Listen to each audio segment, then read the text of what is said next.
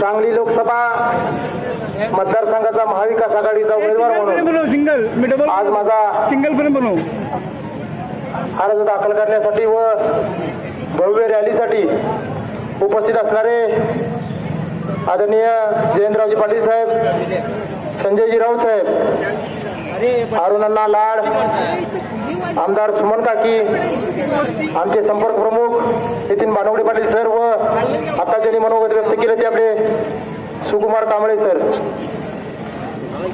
आज उमेदवारी अर्ज दाखल करत असताना परवा मी आवाहन केल्याप्रमाणे आज महाराष्ट्रामध्ये एक संदेश गेलेला आहे.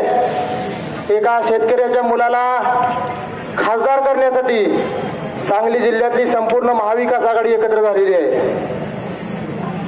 आज सर्व महाविकास आघाडीतील प्रमुख नेत्यांच्या उपस्थितीमध्ये माझा अर्ज दाखल केलेला आहे.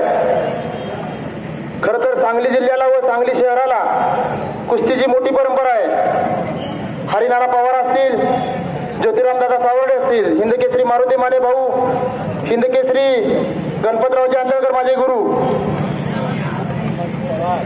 ह्याच चौकामधून ज्यांनी कुस्तीची व राजकारणाची सुरुवात केली ते सांगली जिल्ह्याचे बिजली मल्ल म्हणून संपूर्ण भारतभर ज्यांची ओळख होती असे बिजली मल्ल संभाजीप्पा पवार, हिंदकेसरी मारुती माने भाऊ, ह्या सर्व दोन प्रमुख पैलवानांनी ह्याच मारुती चौकातून कुस्तीची व राजकारणाची सुरुवात केली व एक 3 वेळा नाहीतर 4 वेळा आमदार झाले. संभाजीप्पा आणि हिंदकेसरी मारुती भाऊने खासदार झाले आणि ह्याच चौकातून आज माझ्या उमेदवारीचा अर्ज दाखल करून ह्या चौकातून माझी सुरुवात होतीये आणि पुढची जनता जर बघितली तर आपला विजय हा निश्चित आहे एवढंच मला आत्मविश्वास या निमित्तानं होतोय.